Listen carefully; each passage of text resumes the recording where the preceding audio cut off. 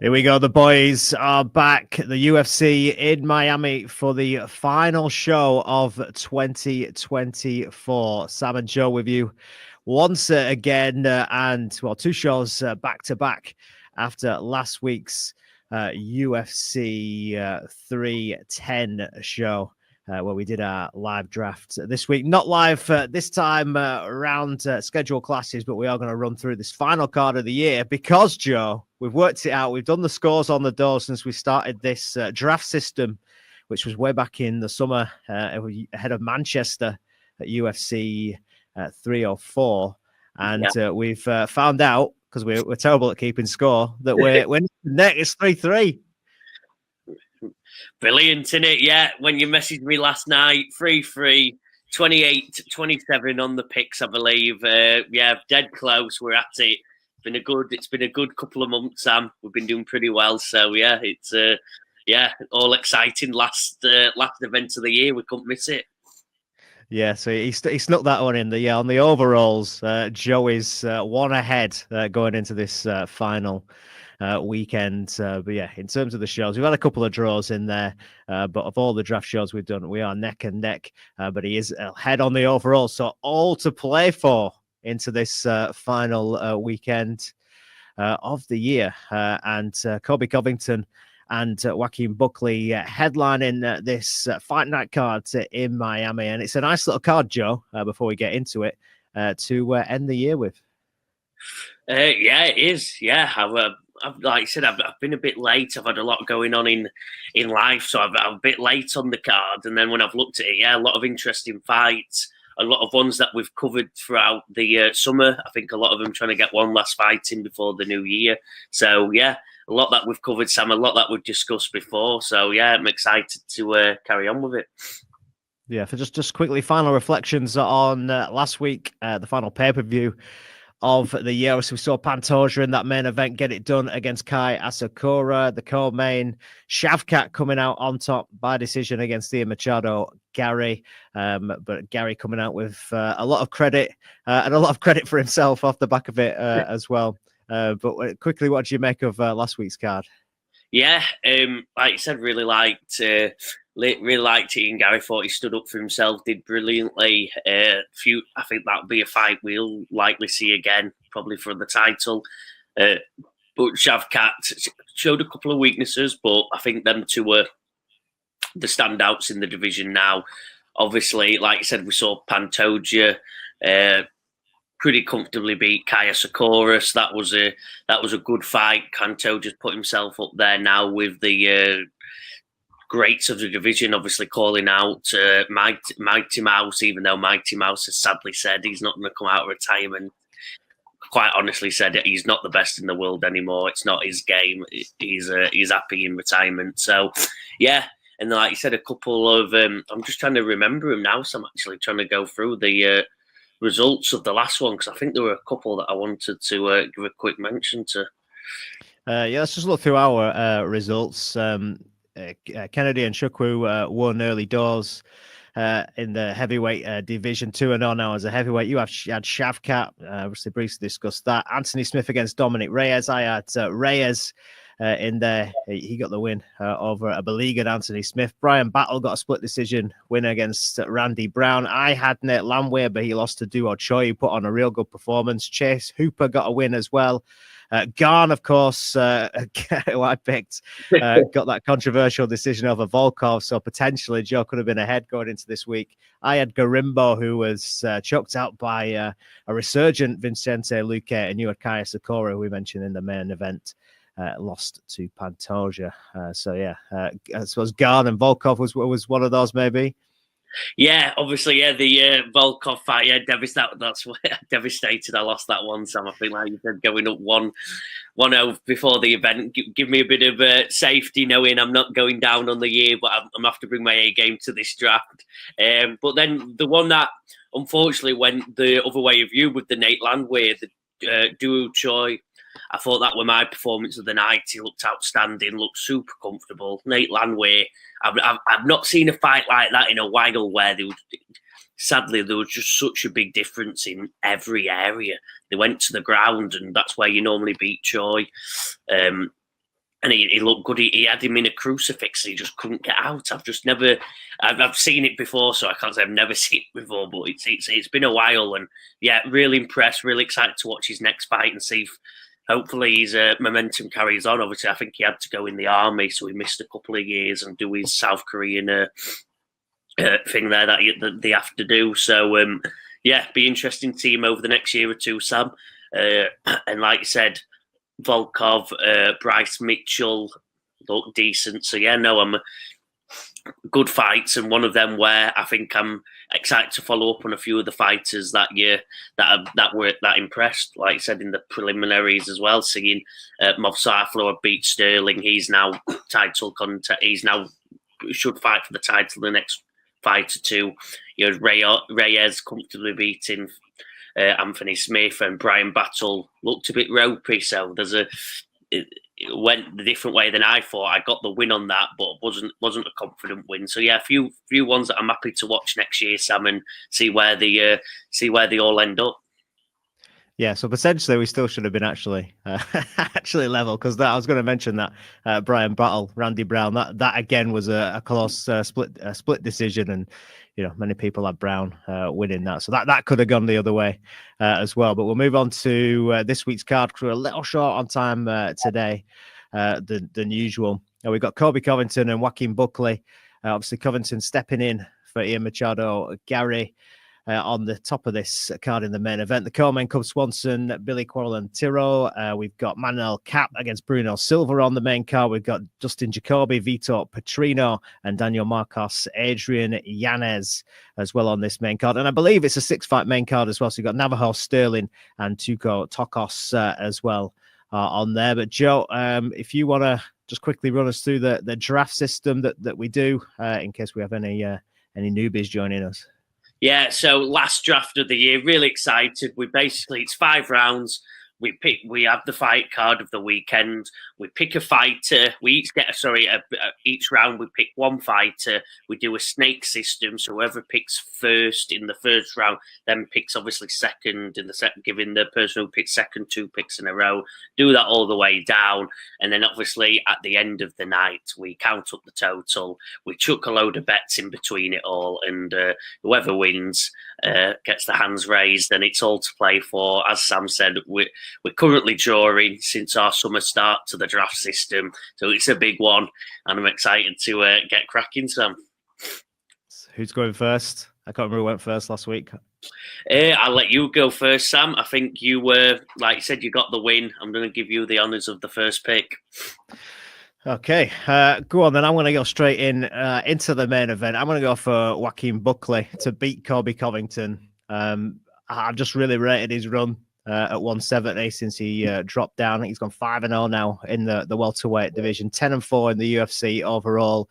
Was a decent middleweight Buckley, but did have his losses in there. There was those fights where you maybe expected him to kick on and he'd lose one, and he struggled to get the momentum. But since dropping down, he's got good wins. The TKO Wonder Boy last time out. It's an older Wonder Boy now, but still. Only Anthony Pettis has knocked him out before, but I think the way he put on a show in that performance against Wonderboy was impressive. So I really like that. He's beaten Rusy Boev, who was another one who was kind of middleweight, welterweight, dropping down. Could he have the size? And that he definitely had the height advantage, but he dealt with him. He beat Luque. Obviously, Luque came back and looked impressive against Garimbo last week. We were kind of thinking Luque was done. He's beaten Morono and Fiao as well. So he's had a nice little building momentum run at welterweight. And Colby Covington, yeah, he could be anything. We still don't know with Colby. He's been out, obviously, since beat Leon last year. Suffered an early injury in that fight, but outclassed by Leon completely in that fight. Obviously, wins over Masvidal and Woodley are his last 2. You have to go back to 2020 for the Woodley win. Obviously, had those fights with Usman in between, where potentially unlucky in one of them that he didn't come out with the win on the scorecards. It was a good fight in the first one, and Usman managed to get the stoppage. But I just think the strength that Buckley's brought down from middleweight, he's got good grappling, great cardio. I don't think that's going to be an issue as we get into the 5 rounders here, and he's got power as well. And I think whereas Leon outclassed Colby. I think that Buckley can do the same, but I think he just brings a bit more firepower, and he can potentially get it done inside the distance this weekend and march on and put on an impressive performance. And so we discussed that Shavkat and Gary fight, and potentially put his name in some kind of title contention with potential injuries to Shavkat as well. So yeah, Joaquin Buckley for me. Like it, yeah. I think it depends what Kobe turns up. He's just not looked that impressive in a while now, has he? But I still remember his fight where he first come out to the Kurt Angle theme song. Oh, who was it against? Now it were against Tyrone Woodley. Against Woodley, he first come out to that Kurt Angle. He absolutely took one of the most impressive performances I've ever seen. If we get a glimmer, sometimes in MMA, you love to hold on to the hope of the glimmer of performances you've seen in the past, don't you? And if we have that Colby, I think he does have too much for Buckley. But if we see the Colby of recent, that Leon performance was shocking, to be honest. So yeah, but if that Colby shows up, Buckley starches him. If the Colby of old shows up, I think Colby's got too much. So I don't know. I'm a nervous picker on that one, Sam. But like I said, on recent evidence, I agree with you. Got to go Buckley. Yeah, no, I agree that. Yeah, you do. You kind of like Colby. It's one of those ones you don't quite know what you're going to get. You kind of got to go off a bit of instinct where you think is that. I don't like the fact he's left another training camp. He's left MMA Masters now. He's kind of got a new Colby team assembled for Colby Incorporated or whatever it's called. And it's a short notice one as well. Obviously, short notice switch. Gary's fights at Rage. Colby will come and pressure and have the wrestling. But yeah, like I said, I think Buckley is just looking good, and I think he is a top fiver in that current division. I think we sometimes as well we can hold on to that. Like you said, we can hold on to, and you can hold on to these rankings because they fighters that aren't that active. Sometimes hold their position maybe a little too long for me, and the ones coming through don't necessarily make the bigger jumps for me. And I would like to see. I know Dana goes on about the rankings, but I think sometimes if you look at some of these divisions, it's like that guy's not fought for a year, that guy's not fought for 18 months, and he's still holding a top 5, top 6, top 8 spot over a guy that's putting a win streak together and being active. So yeah, Buckley activity looking strong for me. Like it. My first pick, Sam, I'm going to go better with the odds here. Like you said, that one makes me a little bit nervous. So I'm going to go better with the odds. I'm going to go Vitor Petrino. He broke our hearts early on in the year when he faced Anthony Smith, and we thought we'd see the Anthony Smith, no offense to him, that we saw last weekend, but we didn't. We saw this resurgent Anthony Smith without, sadly, I think a couple of the deaths in his close group there, but I think we're going to see that. We didn't. We saw a resurgent one, very hungry, and to be honest, looked very got the win. But Petrino still looked good. He's against Dustin Jacoby here. Jacoby is a kickboxer that they rate highly, but I personally not seen an impressive performance that I found impressive of him in a long time. I think Petrino's got too much. I think they're feeding him here to Jacoby to get his hype back up after a bit of a, like I said, a bit of a sad loss. I think it was a last round loss where Smith got the submission. Not last round, first round loss where he got the submission. I don't think he got into the fight, and I think Petrino gets into the fight here, starts a bit quicker, and just gets too much of Jacoby. Jacoby's a point style fighter that isn't very fast and not super technical, and I just don't know how he rises up through the ranks. Petrino for me, Sam. Round one, I'm taking the easy bet to get me going. Okay. I'm not gonna comment because I might take you on with that later, depending on how the rest of the draft goes. But Snake System, you're up next. I am up next, and I'm going again. A person who I think you might have picked last time, Sam. I'm going Adrian Yanez. It's the riskiest pick of the year. I'm going to pick against Dan. Obviously, he's facing Daniel Marcos, who's never lost. But then, in my view, he's not really faced anything as of yet. His last win was against Davy Grant and Salman Oliveira. I don't know how much we can learn there. Obviously, and John Castaneda, sorry. But them three, I don't know how much there is. Yanez is that massive step up.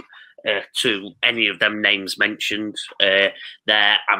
I like Yanez. I think he's an interesting fighter. He had a couple of tough losses in 2023. He's bounced back when he fought Vinisca Salvador in the Barboza versus Lerone Murphy card. I can't remember who picked him now, but one of us picked him. And yeah, I think he got a round 1 TKO there. I don't want to call him a gatekeeper because he's still 31. I think he can still go on a run to get that to that top of that division.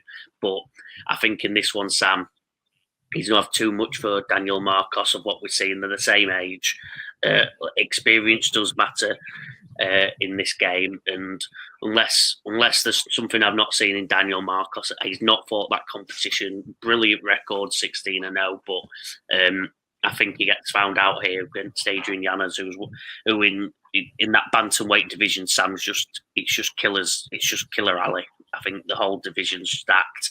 Yanez is hardly ranked, and he's an unbelievable fighter. So yeah, I've got Adrian Yanez here to just beat Daniel Marcos.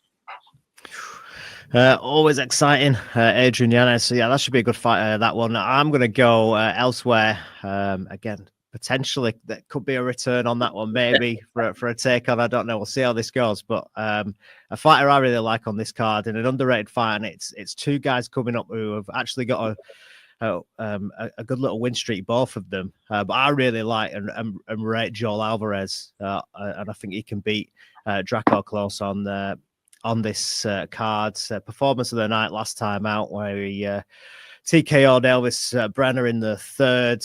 He beat Mark Jacasey by submission. Our Yorkshire fellow, well, I'm not a Yorkshireman, but live in Yorkshire. Mark Jacasey last time out submitted him with a DARS. He's on a nice little run. He's had a couple of defeats in the UFC, but one of those was to Arman Sarukian. And the other was in his UFC debut as well. And at 31, I just think he's coming into his prime.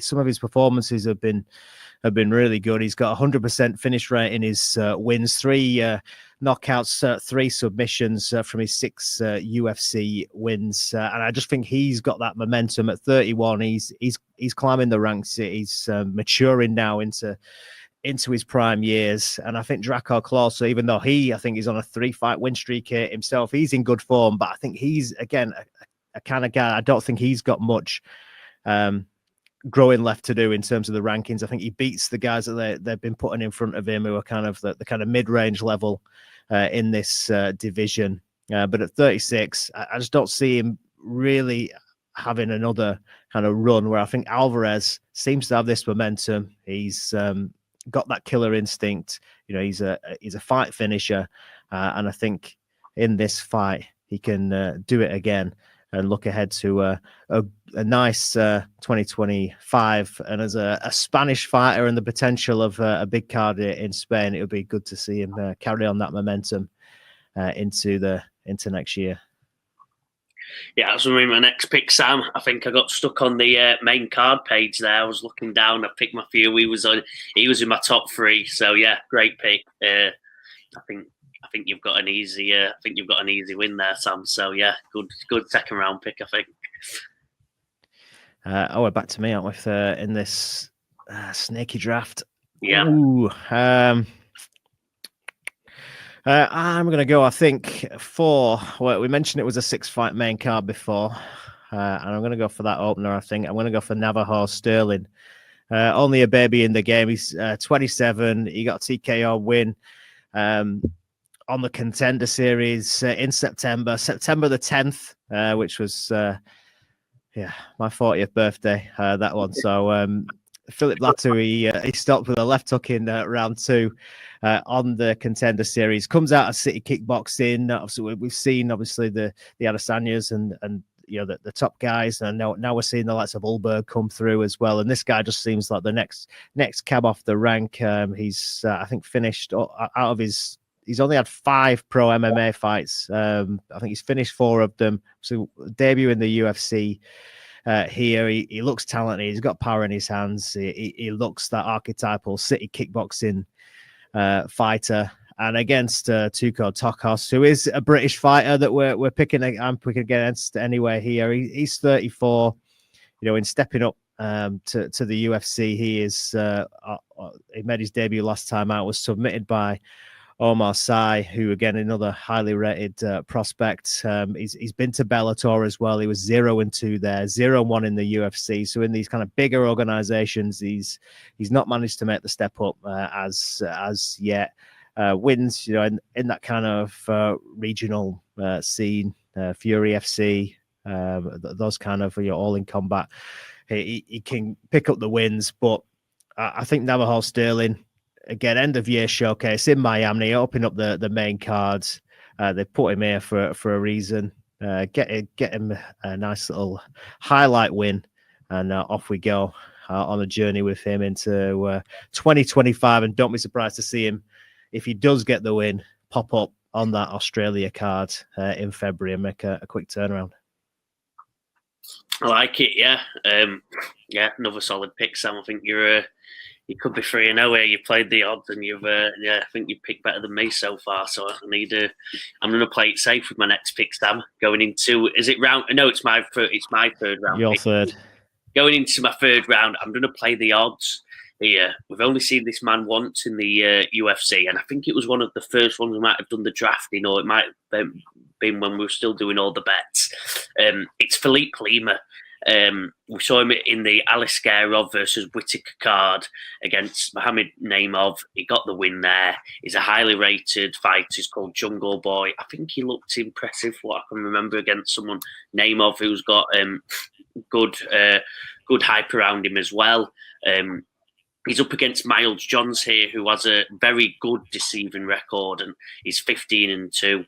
And I think that's why they put Lima against him here, to go capitalise on a record that probably, sadly, for Johns is better than what it should be. He's lost in the past to John Castaneda, who I mentioned earlier. He's beat Vince Morales. He didn't end up. He had an overturned fight in 2023, and he's just beat Douglas Silva de Andrade, who a couple of years ago would have been an absolutely outstanding win. I don't think it's quite as impressive as recently anymore.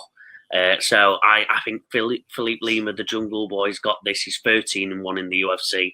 The odds are in my favour here, Sam, and I'm taking the pick here to go take me into round 4 with at least 2 out of 3, with 2 more to pick.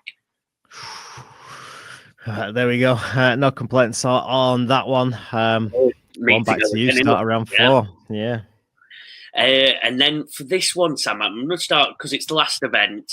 I think I've got 3 solid picks in there. I want to have some fun with it now.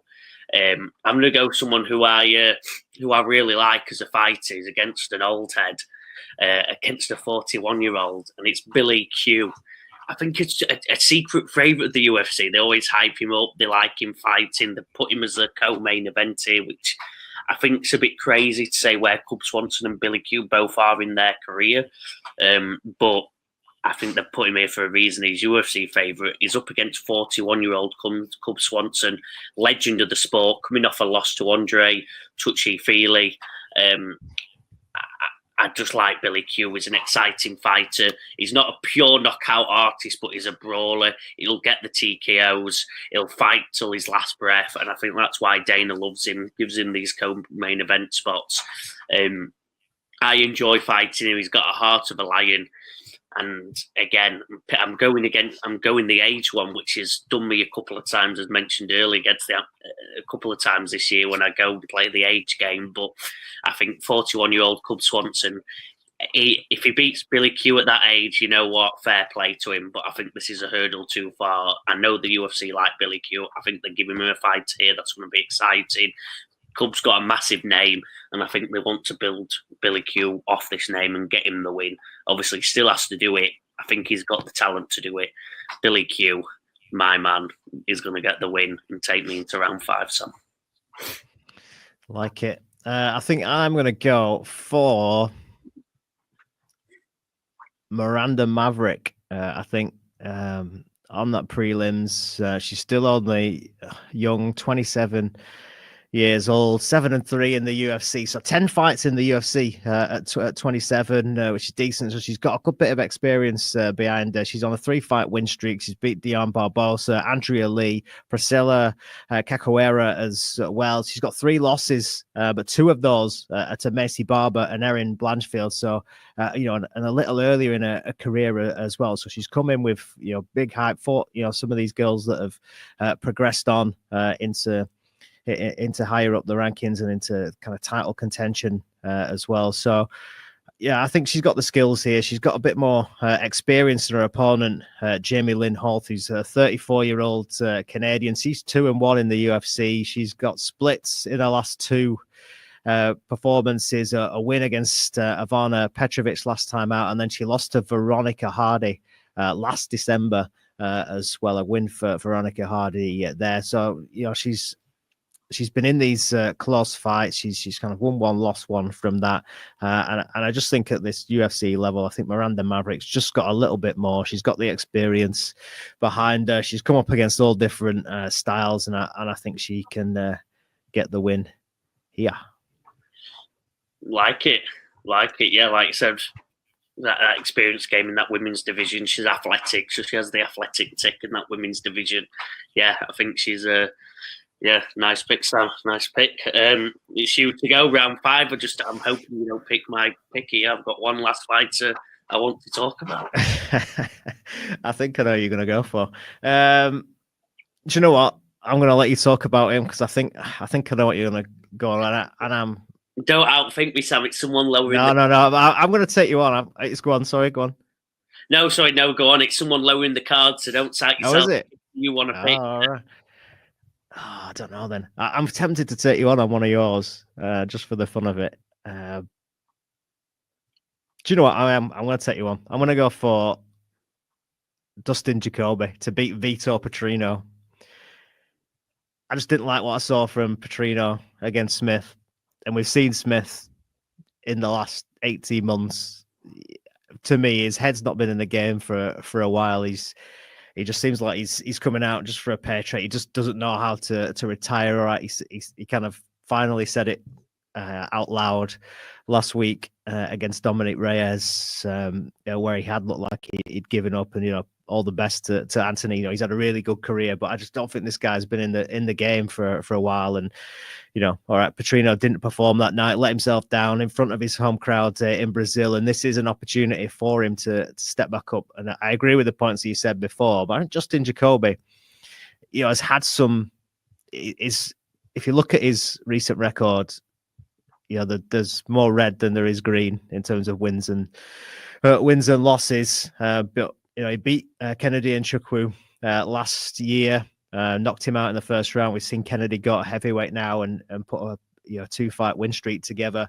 He lost to Dominic Reyes last time out. That was Reyes's comeback. Finally, Reyes had put those kind of injuries and illnesses and some of the mental struggles around the kind of the aftermath of the John Jones fight behind him. And now we're seeing Reyes kick on again, knocking out Smith last weekend. He had a close fight with Alonzo Menifield at a time when Menifield was on a bit of a run himself, although Menifield didn't really kick on when he got his top 10 chance. And that split decision against with Khalil Roundtree Jr., which is only 18 months ago, where he arguably beat Khalil Roundtree, and we saw what Khalil Roundtree has gone on to do with the bit of momentum that he picked up from getting that win. So I think there's still a performance in Dustin Jacoby. And I think Petrino, like you said, he's got to come out and he's got to be impressive and get some of that momentum back. But I think there is a chance that Petrino has found a level entering into that kind of top 15 in the UFC, and he maybe isn't quite ready for it. So I'm on a chance that there is life in the old dog in Dustin Jacoby, and he can, at 36 years old, show this young buck what it's all about again, and do a job on the feet where Anthony Smith did a job with the grappling, but show him there's levels to this game, and he's maybe not quite ready, and he's got to go back to the drawing board, Vito Petrino. So There we go. So I'm taking you on. Yeah, last round take on. I like it, Sam. Sorry when he wins, and I get my hand raised at the end of the night. My last one is actually Sean Woodson. Sam, I'll end it quick. Sean Woodson. He's got the strangest physique. It's very, very athletic. It's the strangest physique you'll look at. It's muscles, but long, thin, rangy, and has looked really impressive. He's 12-1 in the UFC. I'm pretty shocked he's this far down the card, to be honest. He's coming off a decision win over Alex Caceres, where he looks super impressive. He's beat Dennis Bazooka. I believe that's a really crazy guess at it, but I think Sean's got too much here. He's against Fernando Padilla, who's 27. He's had a couple of fights in the UFC. He's 2-1 so far. He's beat Juliana Rosa and Luis Pajuao, but lost to Kyle Nelson. But I think Woodson's too long, too rangy. He's called the Sniper. I don't know if he gets as far as a title run, but I think he gets up a card here. I think having him this low is shocking after his last win. He, like I said, this crazy physique. He's so long, so rangy. I remember watching him last time. It was quite shocking to watch him. I think he's got too much for these lower people in the division. This low in a card, I think he'll be looking to put on a show. Like I said, Fernando Padilla looks no slouch. I think it's got potential to be fight of the night. But I'm going to go Sean Woodson TKO victory for my bet, Sam. Let's go have it. Like I said, early on in the night, so you might actually be able to watch this without staying up till 5 a.m. in the morning. So go watch this. It should be a banger, and I think Sean Woodson will just eventually pick him off and get the win here. Nice, yeah, I like that. Yeah, Woodson, yeah, he's one of those. He's on a sneaky little win streak there. Sean Woodson, like I said, he's rangy. That Caceres performance was really good earlier in the year. It'd be interesting to see how these guys match up against each other, especially like in the weigh-ins later. If we get to see some kind of head-to-head for this one, because Padilla, he's 6'1" to Woodson's 6'2". There's only a couple of inches in between, but like you said, Woodson knows how to use his frame and his size, so it's going to be interesting to see how that one plays out. So yeah, there we go. I thought you were going to go for Manel Kape, your old favorite. No, we saw him last time against Mo Mokaev in Manchester in that bizarre fight. But I thought you might go for Kape there. That's what I was going to go for if I didn't take you on with Jacoby. So I might be calling for a late substitute. No,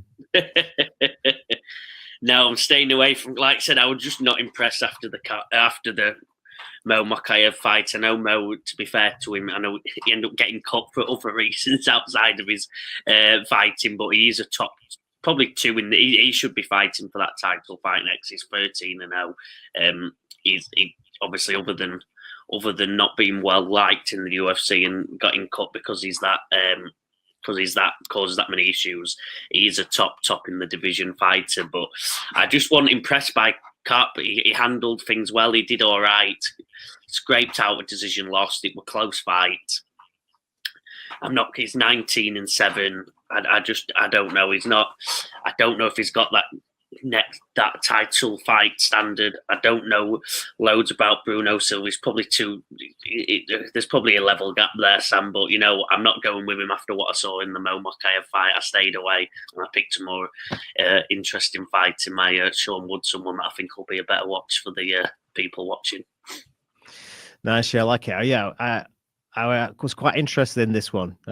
Not because of the fight necessarily, but I was wondering if there's a bit of UFC placement going on where they've obviously these two, Kape and Kaya Sakura have had two knocks previously, a 1-1 in Rising. So potentially they were maybe kind of looking, if Kape looks impressive and Asakura won, or in defeat now, and Asakura going in at number 14, a top 10 name for him to fight next is a trilogy against Manel Kape potentially if he can win. So I thought that was a little bit interesting placement. The fact that they were a week out between those two. Go on then, wrap us up. Give us your 5 picks for this card. Oh, 1 second here, Sam. I'll load them up here. So I'll go in reverse. I've just picked Sean Woodson.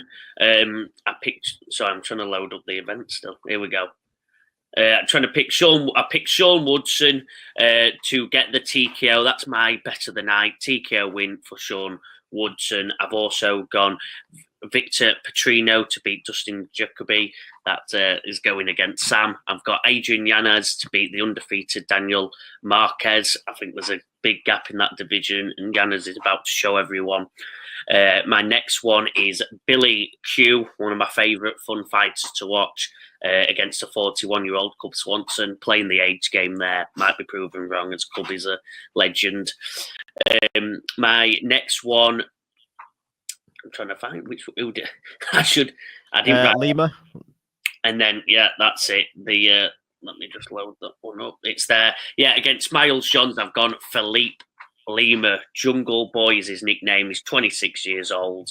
I think they want him to be a star. They put him against someone who's got a sneakily better record than I think he is, sadly, in Miles Johns. And I think they're going to build him off of that, get the fans hyped.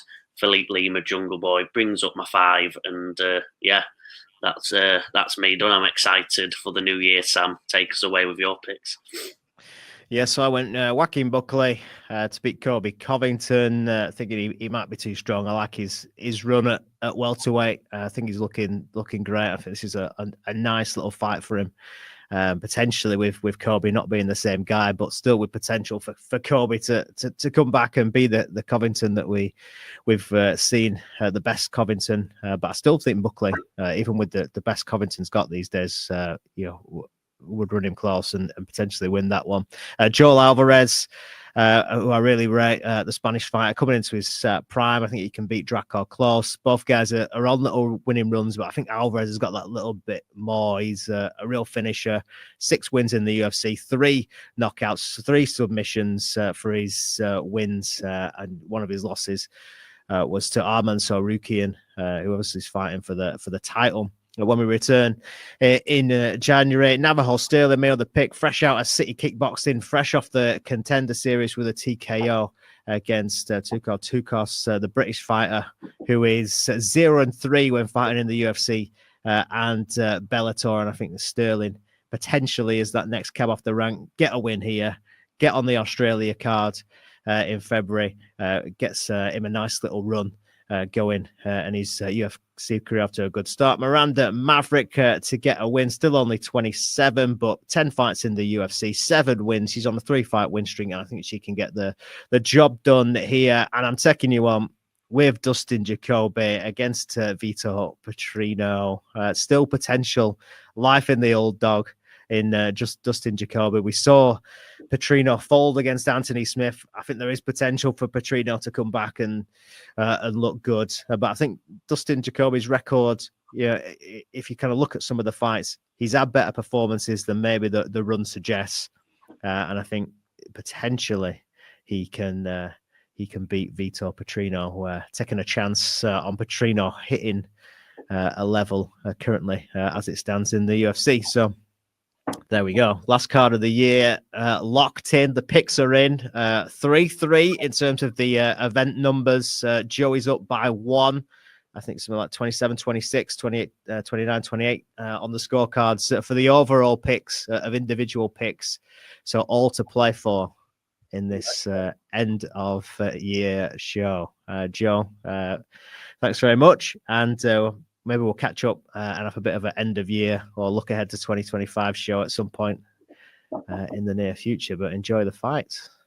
You too, pal. Ready to go. Excited, and let's go do it and have a good final event of the year. As ever, give us a like, give us a subscribe if you can, and